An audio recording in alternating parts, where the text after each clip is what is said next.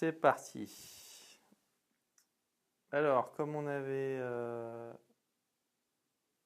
vu la semaine dernière, on va refaire une passe sur le pattern du document. Ah oui, c'est vous qui avez demandé. Donc le document, à quoi ça sert? Quelles questions il faut se poser quand on implémente le document? Quel est son cycle de vie au sein de l'application Android? Et on va voir une implémentation from scratch du document. L'idée du document, c'est que c'est une façade au terme, avec la signification du design pattern devant les web services. Donc ça permet au moment où on a un appel à faire à pas se poser les questions de comment je gère mon cache, comment je gère l'authentification, comment je gère mes paramètres, la serialisation des données, quels sont les URL de chaque API et quels sont les hostnames, etc., etc. Donc le document, lui, va encapsuler tout ça de manière à nous exposer des ficelles assez simples. Je veux lister mes users, je fais document.listUser. Évidemment, l'anti-pattern de ça, si on n'a pas le document, on se retrouve à construire au sein d'un fragment ou au sein d'une activity, on se retrouve à construire un URL, et puis lui racheter l'authentification, et puis traiter le parsing du JSON hein, au sein de l'activity ou du fragment, ce qui évidemment n'est pas une bonne pratique, parce qu'on retrouve du code dupliqué un peu partout. Dans l'architecture MVC, il est au niveau du modèle, donc du data layer, ce qui veut dire qu'il peut et il doit être testé de manière exhaustive. Ça fait partie des trucs simples à tester. C'est pas branché à grand chose, à part aux API, et ça permet de tester le code qu'on écrit. Alors au niveau des questions qu'on va se poser lors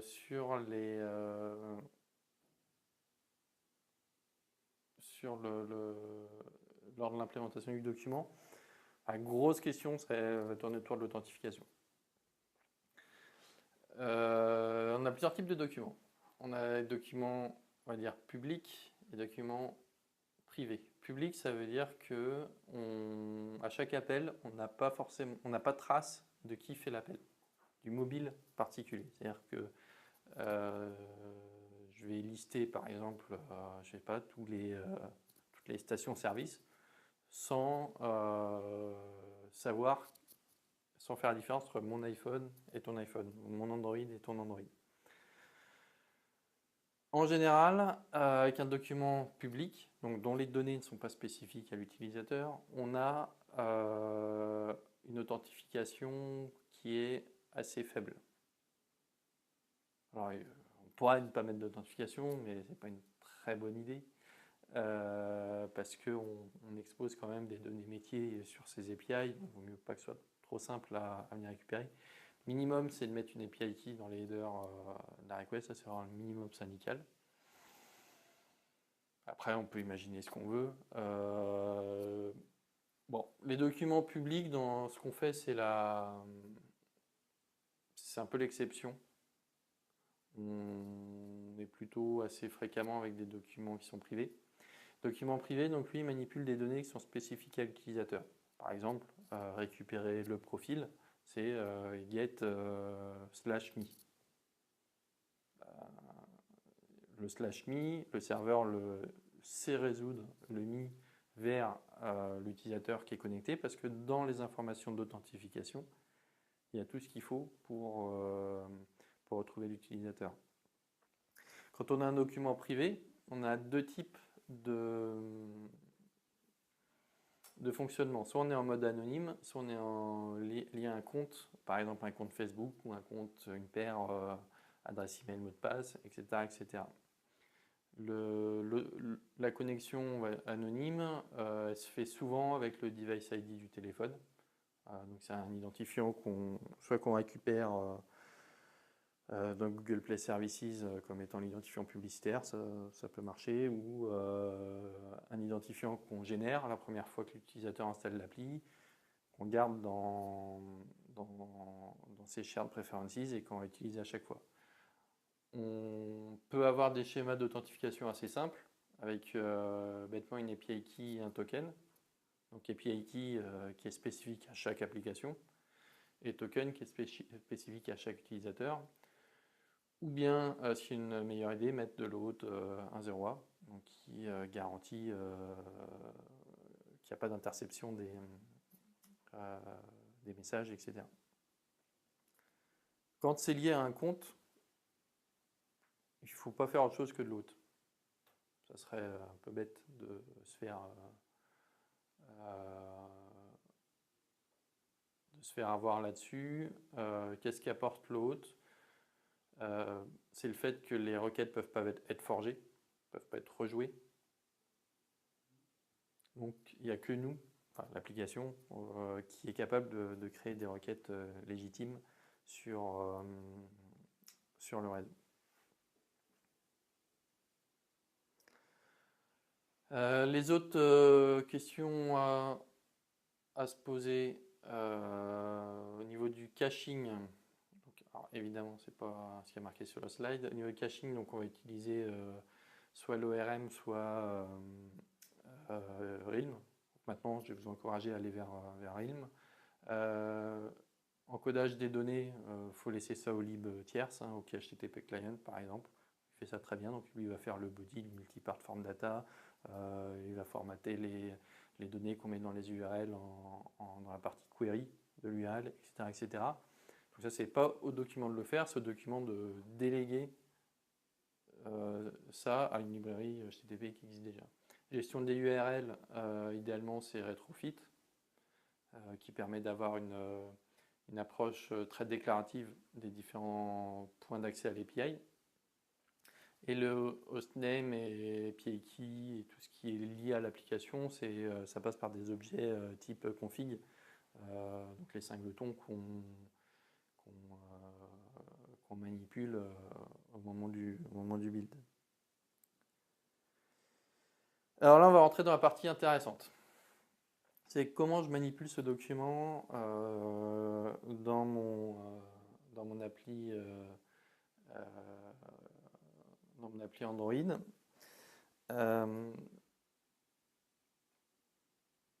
On démarre l'appli sur une activity que j'ai appelée transiente. Transiente, ça veut dire qu'elle ne va pas être là très longtemps.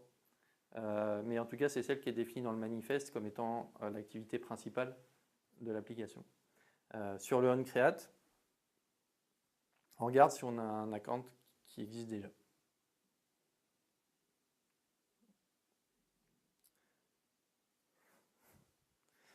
Si on n'a pas, donc là on est dans le cadre du document anonyme, qui n'est pas lié à une adresse mail, mais qui est privé, dans le sens où c'est des données échangées spécifiquement entre le device et le serveur, mais c'est pas lié à un compte mail, un compte Facebook, etc. On n'a pas le nom de la personne. Donc là on peut faire le login en background. Le login qui consiste à échanger des informations, par exemple device ID du téléphone, contre une paire de tokens, token key, token secret, si on fait de l'autre. Le login en background, s'il ne marche pas, on est dans un cas où on n'a pas de compte et on n'est pas capable d'en créer un. Donc on est dans un état recoverable error. Typiquement, ça veut dire qu'on n'a pas d'accès Internet au moment du premier lancement. Si l'application a besoin du document pour fonctionner, on ne peut pas aller plus loin. Donc cette transient activity, par exemple dans Essence, c'est juste un activity indicator qui tourne, qui dit connexion en cours, etc. Qui, on verra tout à l'heure, dans la plupart des cas, ne s'affiche même pas. Ça peut être le onboarding. Ça peut être juste une image. Il n'y a vraiment pas grand-chose dedans. Si le login en background fonctionne, là, on crée la home activity avec une méthode makeIntent.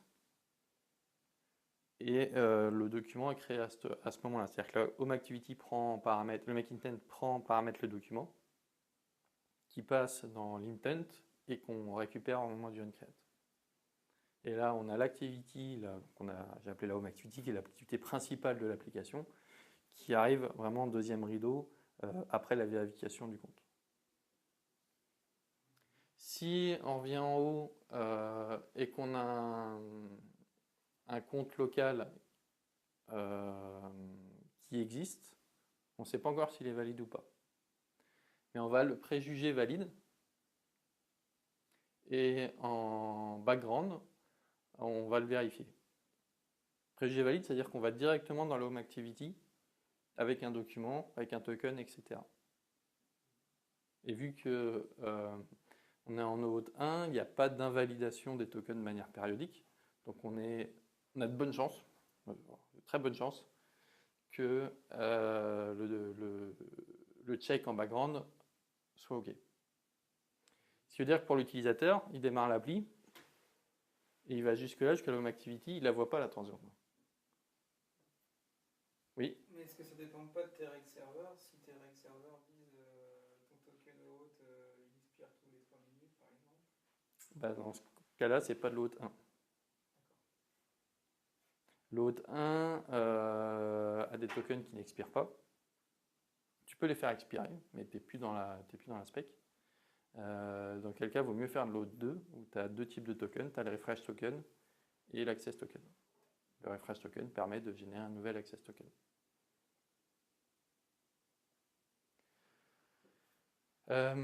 Si le check en background ne fonctionne pas, pour la raison qu'on a un HTTP 401 sur le /ping, alors on supprime le compte localement et on démarre la boucle. C'est-à-dire qu'on va repartir sur la transient activity, on va plus avoir de compte et on va faire un login au background et ça va marcher et on va retomber là. Si on a une erreur autre que le 401 qui veut dire token invalide, sur /ping qui fait rien à part vérifier les accès, on fait rien. Donc si on a une autre erreur, par exemple pas de réseau, si le serveur nous dit c'est bon, ben on fait rien. Si le serveur répond une erreur 501, on fait rien. C'est que dans le cas où il y a un 401 qu'on supprime le token en local et qu'on passe par une séquence de login. Donc, ce qui fait que le cas nominal connecté, on démarre de là, on a le compte, on va directement dans la Home Activity. Cas nominal non connecté, on n'a pas de connexion réseau, on démarre la transient activity, on n'a pas de compte localement, on a un compte localement, pardon, on va, pour l'utilisateur, il repart immédiatement dans la Home Activity. Le check en background ne fonctionne pas, mais pour une erreur réseau, donc pas de réseau, donc on fait rien. Donc il peut manipuler ces données en cache. On ne devrait pas refaire, genre dans une minute, refaire un check. Pourquoi? Souvent on a ça en fait, on ne sait pas trop. l'activité indicateur, on a un truc réessayé comme quoi il n'y a pas de réseau. Oui, mais sauf que là on n'a pas besoin de le faire. Là tu arrives en mode offline dans ton activity. Tout dépend si tu veux que ton application fonctionne en mode offline ou pas. Ouais, c'est ça. Bah, par défaut elle devrait. C'est une meilleure expérience utilisateur. Donc on donne pas le choix à l'utilisateur d'avoir une meilleure expérience. On bloque là. Non. Non, Justement tu le bloques pas. Là, tu le bloques pas. Oui, mais il est en mode offline. Bah oui, mais sauf qu'il il le sait pas. Il le sait pas dans le sens où ici ton Home Activity il va essayer de faire des requêtes qui vont échouer, mais pas pour une erreur type authentification invalide, token invalide, mais pour une erreur impossible de trouver le serveur. Quoi. Il va rester en offline en fait. Non. À quel moment il Non. repassera, du coup, Il repasse en online au moment où on récupère de la connectivité. Mais c'est géré au niveau de l'activity. C'est une autre gestion. Oui, c'est une autre gestion. Là, Par exemple, la dans- reconnexion, c'est une autre gestion. Par exemple, dans Essence, on arrive là, s'il n'a pas de réseau, bah, il va voir un message d'erreur qui s'affiche connexion impossible. Si 5 secondes après, il raffiche comment dire, il se connecte sur le Wi-Fi, il fait un pull to refresh, il refresh, bah, ça va se mettre à marcher automatiquement. Sauf dans le cas où le token a été invalidé côté serveur. Dans ce cas-là, il y a deux choses à faire. Soit tu es lazy, un peu comme on a fait dans Essence. Dans Essence, qu'est-ce qui va se passer? La personne, elle va faire un pull to refresh. Ça va marquer connexion impossible. Réflexe de l'utilisateur, s'il va partir sur la home, il va revenir, il va redémarrer l'appli. Il redémarre l'appli, on repasse ici, sur Run Create. Ou Run Resume. Et si jamais il faisait pas ça, Si jamais tu veux être, comment dire, j'irai Scala, tu te mets en observeur sur le changement de connectivité, et tu refais le truc, et tu le délogues, machin, etc. quoi. Après quelques années, on n'a jamais eu besoin de le faire. Après, si tu as des surspécifications, bah, tu le fais, mais... Une autre question. Oui. Dans le cas où tu auras un 401 en background, Ouais. donc est-ce que tu risques pas d'avoir affiché la home très rapidement? Si. Et hop, tu ressors de la home, enfin, t'as pas le temps de voir l'écran, que tu ressors de la home Si. automatiquement? Si, tu vas te loguer et tu vas revenir sur la home. Dans ce cas-là. Donc en fait, tu vas voir la home et puis tu vas commencer à voir taper dessus et hop, elle va disparaître et revenir. Ouais. sauf que dans l'essence, Sauf que- la transiente, elle ressemble beaucoup à la home aussi. Oui, c'est ça. Alors nous, on a un peu triché avec Kevin sur la partie design, où la transiente, c'est grosso modo la home sans aucun prix de carburant. Donc ce que voit l'utilisateur, c'est j'ai mes prix de carburant, ils s'en vont, il y a un activity indicator qui se met à la place, et ils reviennent. Mais sachant que ça, c'est le cas qui n'arrive jamais. Le cas du token validé côté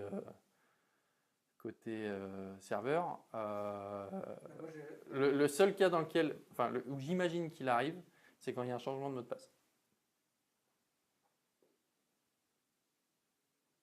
Donc toi, tu as fait le parti pris de dire, bah, dans les principaux cas, j'améliore la transition. Bah, le cas optimisé, c'est clairement le cas nominal hein, Ouais. qui est là. Si ça passe. Quand t'as pas de sous. En fait, tu améliores l'expérience utilisateur sur le cas nominal. En contrepartie, voilà, dans le cas non nominal, tu as un petit défaut d'expérience utilisateur. Quoi. Mais d'un autre côté, dans tous les cas, il serait obligé d'attendre. Donc, Soit tu le fais attendre ici. Donc c'est pas forcément mieux. C'est que ça peut lui faire bizarre d'avoir de pouvoir faire quelque chose pour faire ça. Ouais, mais c'est jamais très long. Si c'est très long, c'est qu'il y a un problème et que Ouais, quoi qu'il va vouloir faire, ça va être compliqué. Quoi. Dans le cas où il y a un compte avec une connexion type email, mot de passe, etc. La différence, si tu l'as, c'est que si on n'a pas d'acompte localement, on est obligé de monter une autre activité pour gérer le login. Donc là, il faut imaginer dans cette activité qui est au milieu un formulaire, username et password. Si jamais ça fonctionne, le login au niveau de cette activité-là, ben on va sur la Home Activity avec notre document bien configuré. Et sinon, on reste sur cette activité de login en disant mot de passe invalide. Quoi. Et le reste, c'est la même chose. C'est-à-dire que quand on démarre l'application, on regarde si on a un compte local. Si localement, on a un compte. Si on en a un, on le présume correct. Et en parallèle, en background, on vérifie le token. Si jamais le token est invalide, pour une erreur 401, on repasse sur la login activity. On demande à la personne de se reconnecter explicitement. Donc ça, c'est le cas que tu décris avec l'appli BetClick.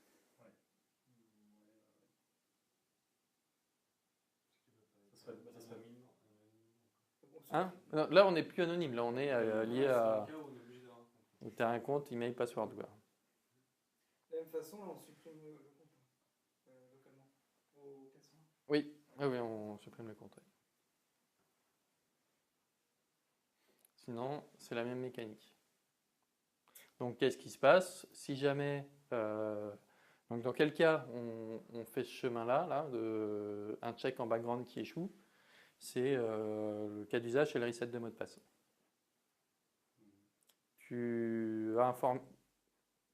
La personne utilise ton appli sur deux appareils, son iPad et son iPhone, sa tablette Android et son téléphone Android.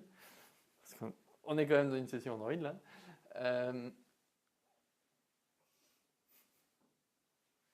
Il va oublier son mot de passe sur sa tablette. Il va passer par le process de reset de mot de passe. Et au moment où on reset le mot de passe, il faut invalider côté serveur tous les tokens qui avaient été créés auparavant liés à ce compte-là. Du coup, quand il va redémarrer l'appli avec son iPhone, son mobile, localement, il a encore le compte, parce que quand on dit on supprime le token sur le serveur, on ne le supprime pas sur le device. Donc ça va partir là, il va voir le GUI principal s'afficher. Le check account, lui, il va échouer et il va avoir l'activité de login qui va se présenter. C'est-à-dire que je démarre mon appli, l'utilisateur, on a besoin de discuter avec lui, on lui présente des données, il commence à faire son parcours utilisateur, il va peut-être mettre quelque chose dans son panier, etc. Puis à un moment donné, il va vouloir s'identifier. Là, on a deux possibilités. La première, c'est d'associer à ce compte-là des identifiants Facebook, etc. Mais après, c'est un peu la galère s'il se log avec un deuxième device, sachant que la clé, dans ce cas-là, c'est le device ID. Le device ID va être différent. Et du coup, on va avoir du mal à faire le lien des comptes.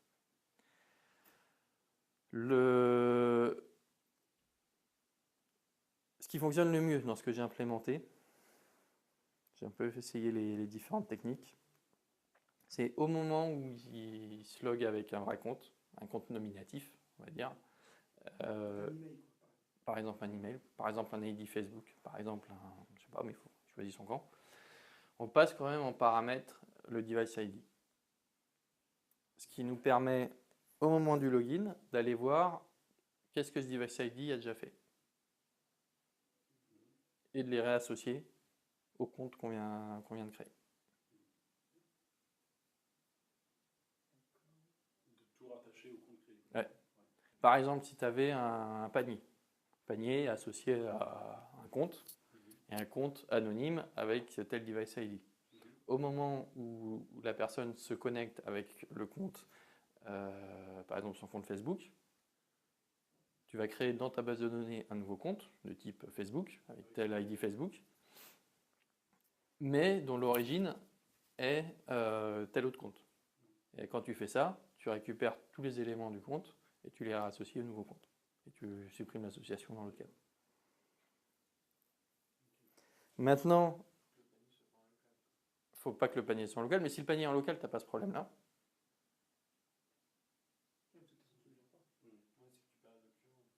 Ah oui. C'est vrai ça. Tu perds le document, donc tu perds ce que tu as en local. Bah ouais. J'avais en fait, faut bien enregistrer dans les références, pas Faut enregistrer dans une structure de données qui est vraiment liée au device et qui n'est pas liée au compte tel que vu par le serveur. Donc pas dans le document du coup. Enfin, pas dans le... Donc ça serait mieux de faire ça côté le serveur. Quand il commence à faire un achat. C'est toujours mieux parce que en termes de parcours utilisateur, si le mec a une tablette et un mobile, tu mets dans le panier, faut que ça se retrouve dans l'autre panier, quoi. De la même manière que quand tu fais tes courses sur Amazon, ce que tu mets dans ton panier côté appli mobile, tu te reconnectes sur le site web, tu les as, quoi.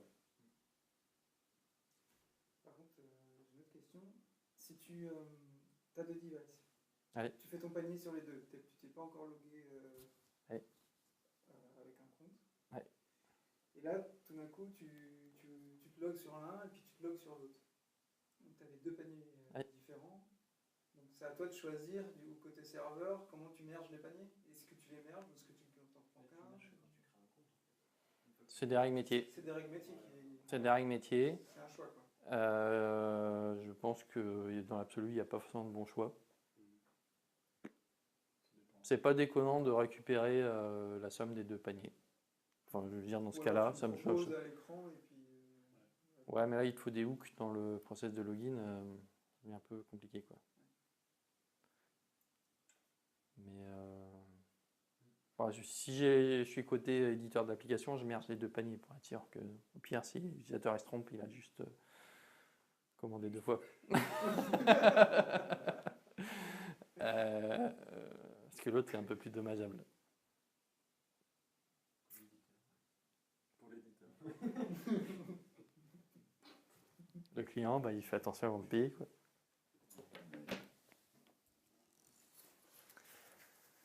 D'autres points sur l'utilisation.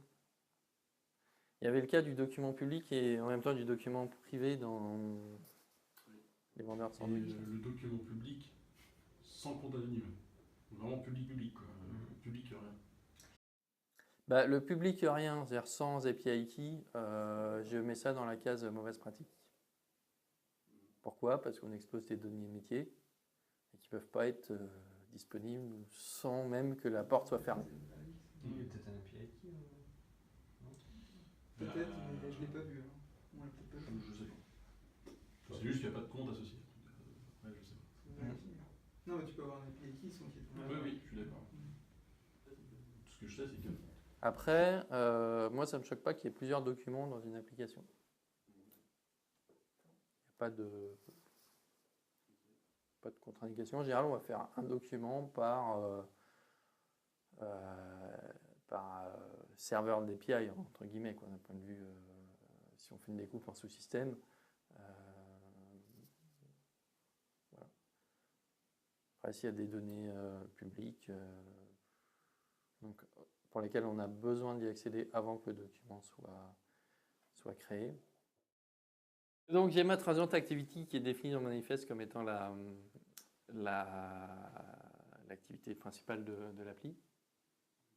Je récupère l'account store ici. Je récupère l'account type lié à mon appli, mon service, etc.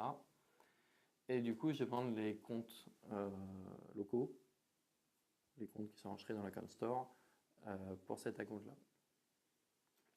Donc, si j'en ai au moins un, je prends le premier. Je démarre l'activity home et c'est là où je crée le document. En parallèle, je demande à vérifier le compte. Et si ça ne marche pas, je retire le compte et je redémarre l'activité transiente. J'ai besoin de redémarrer l'activité transiente parce qu'on s'est déjà barré ailleurs en fait. Et donc quelqu'un a plusieurs comptes en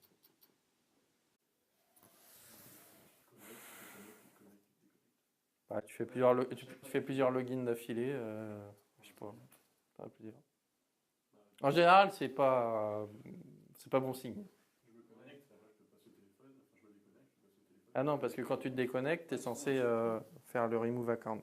Dans quel cas Non, c'est un mauvais scénario utilisateur, quoi. Tu te retrouves à faire 2 logins, quoi. Tu peux pas vouloir, par exemple, conserver des données que localement pour chaque compte. Et non, ça peut pas arriver. Si, des données localement pour chaque compte. Ton fonctionnel fait que tu gardes une partie de tes données, elles ne sont pas envoyées au côté serveur. Oui. Et du coup, tu te logs avec un premier compte. Et quand tu te délogues, il ne faudrait pas supprimer ce compte-là pour conserver ces données-là. Non, ça peut pas arriver. Là, quand tu fais remove account, tu ne supprimes pas les données liées au compte, tu supprimes juste les tokens, voilà, c'est ça. Ok, donc ça devrait pas arriver. Oui. Après, c'est la base qui est liée au compte. Ouais. La bonne pratique, c'est que la base soit liée au user ID, par exemple, au username. Mais dans le cas nominal, on va passer ici et on va rien faire. Si jamais j'avais pas de compte, eh ben, je fais un request access token. Donc là, j'ai un account type avec des options. Je mets un username, un password, et puis je build. Et quand j'ai la réponse, je crée mon document et je démarre la Home Activity. Ça, c'est exactement la même ligne que celle qui était ici. On peut mettre une petite méthode privée. Ton résultat, c'est le résultat, c'est d'accord. C'est une promise d'account. Sur REST3, là, c'est ça? Oui. Et alors, il n'y a pas besoin de faire un finish, genre après le start activity transient, pour finish ton. Bah, si tu fais finish à ce niveau-là, l'activity va se fermer, donc ton appli va se fermer. Non, mais juste après le start activity, transient activity. Ah, je pense pas. Si, peut-être. Oh, peut-être. Pour éviter d'en avoir plusieurs en mémoire. Quoi. Après, tu as des flags à mettre. Là, je suis allé au plus simple, mais tu as des flags à mettre pour que le mec, s'il fait back, et qu'il ne retourne pas sur la transiente. Quoi. Ouais, c'est ça, ouais.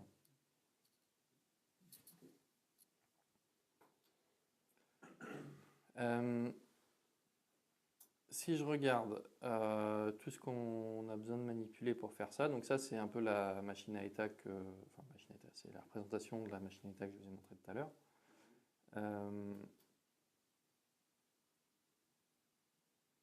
Si on part du account type, donc l'account type, il hérite, enfin il surcharge l'account type par défaut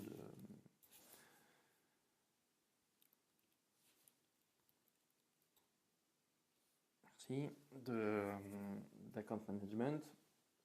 Une bonne pratique, c'est d'avoir un builder pour les options.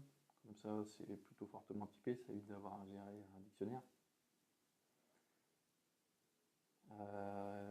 Le builder est une méthode build qui retourne les données qui sont nécessaires à la création de compte.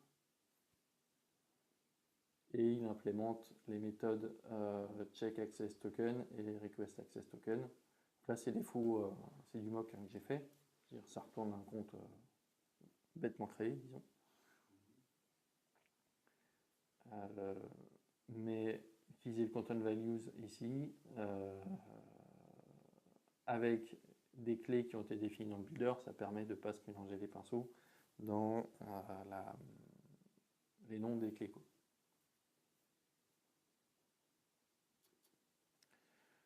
J'ai une classe qui sert à gérer la configuration de l'API. Donc, qui me permet en termes d'utilisation de dire voilà, je pars de ma conf de production, je la modifie par exemple pour changer l'API key, je fabrique la conf et j'applique je la mets comme conf active. Ça va, ça, c'est le genre de truc que.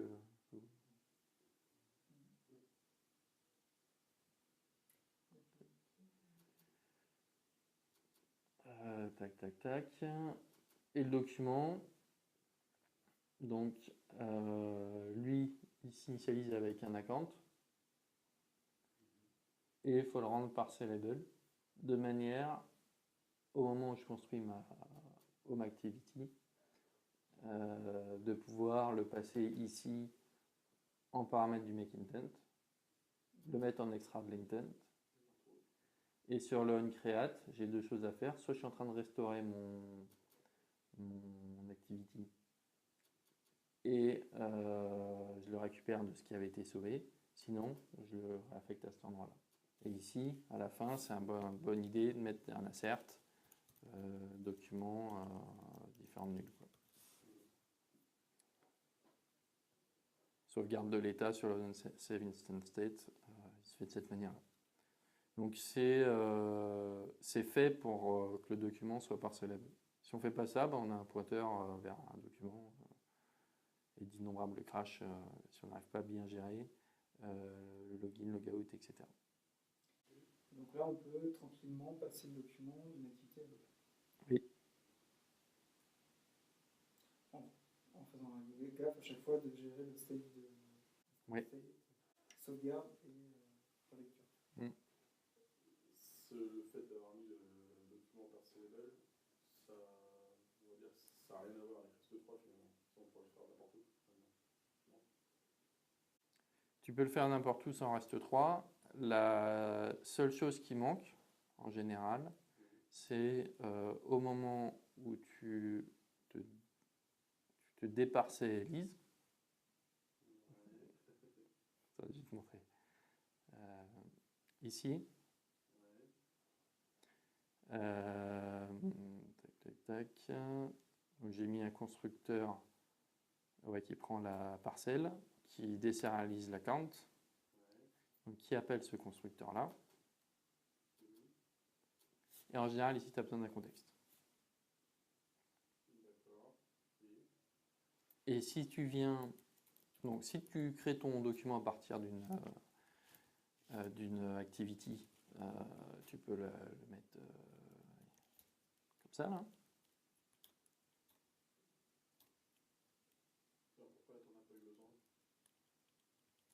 Parce que dans REST 3, il y a un truc qui m'a simplifié la vie, c'est REST 3 get context. Partout tu as besoin d'un contexte, maintenant tu en auras ça. Et il fait quelques vérifications pour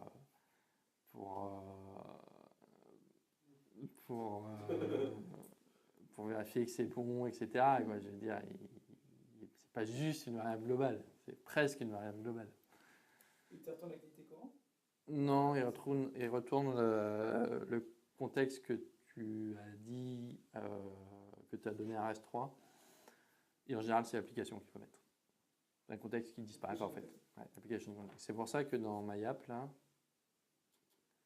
tu as un REST3.init avec l'application.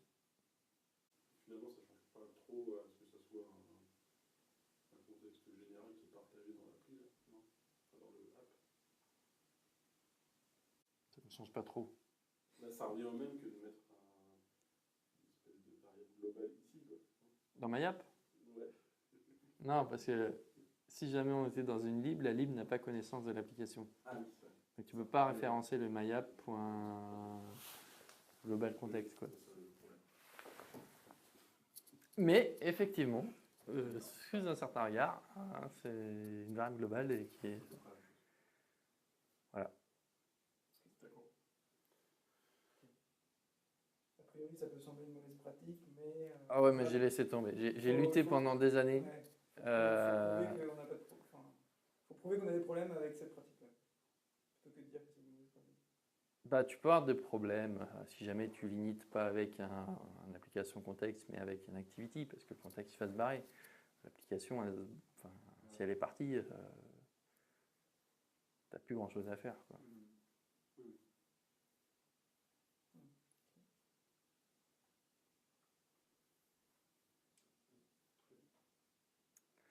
Si jamais donc on se délogue et en fait on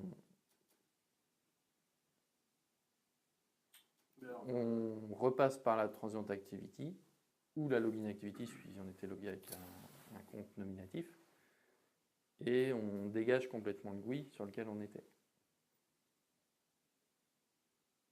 C'est-à-dire que si le mec était parti dans des menus ou dans d'autres activités, ça on a perdu un peu trace de ce qu'il est en train de faire. Pourquoi on fermerait ça? Parce que ton document change. Ah oui, donc tu es obligé de fermer les. Donc on repasse par la transient activity qui nous ramène vers la home activity, mais entre-temps, c'est plus la même activity. Donc tout ce qui va être sauvegardé comme en bundle instance state, il ne va pas être restauré. On va faire comme dans l'appli, mais sauvegarder un chemin. Tu peux retourner là où on était. Ah, mais ça veut dire pour chaque chemin, il faut que tu sauvegardes ton chemin. Ah, pas trop de chemin. Non, c'est pour les cas où ça peut arriver. Genre nous, il y avait tu pouvais te connecter au milieu de l'appli. Ça peut arriver souvent. Parce que si tu fais un panier en mode délogué, pour aller au bout de ta commande. Quelles les adaptations à faire? Par exemple, effectivement, si ton écran de login, c'est une étape au moment de payer, il ne faut pas le remettre au début de l'appli. Donc, c'est pour ça que enfin, après, tu peux très bien reprendre ton appli sur l'activité liée au checkout, quoi. C'est-à-dire que tu fais ton panier, tu dis je paye, tu payes avec quoi, enfin avec quel compte, je me log et je reviens sur le checkout, quoi. Alors, tu reviens sur le paiement, sauf que tu reviens sur le paiement avec le panier que tu avais, de toute façon tu l'as sérialisé lui, mais avec un compte différent. C'est juste si le mec avait scrollé vers le bas, bah, tu vas avoir perdu le scroll. Bon, bah écoute. Tu peux pas resetter le document avec un nouveau document. Celle d'avant, il sera plus bon. Non, mais justement, si tu. Ouais, t'as pas moyen de récupérer l'activité. Oui, c'est ça. Et donc, du coup, on est tout à l'heure dans le document avec le parcellable, tu disais qu'il fallait le contexte ou je sais pas quoi. Oui. Donc ici, par exemple, tu vas avoir besoin de. Par exemple, si tu crées une base de données, tu vas avoir besoin du contexte. Si tu crées. Et tu peux pas le passer dans les parcellables, donc c'est pour ça que. Mais avoir un document qui est parcellable, ça va devenir une contrainte pour vous. Oui, oui. Parce que il faut pouvoir le passer d'une activité ou d'un fragment à l'autre. Et si on n'a pas ce contexte comme ça, Eh ben, tu t'en fais un. Tu t'en fais un. Ouais. Et bah, c'est-à-dire que enfin, Imaginons, si on regarde le code de ça, ok, je me suis lâché parce que j'ai géré tous les cas un peu pourris, machin, etc. Mais tu mets une variable globale, 90% du temps, ça va marcher pareil. Hein. Et ben c'est pour ça que c'est dans RS3. Ah, donc on pourrait faire ni pour ça. donc il faudra répéter RS2. Bah, Ouais, mais sauf que updater RS2 pour ça, tu vas avoir la moitié des API qui vont demander un contexte en paramètres et puis l'autre moitié où il va être implicite. À rendre ces objets parcellables, moi j'ai réduit considérablement le nombre de crashs. Dans les sens.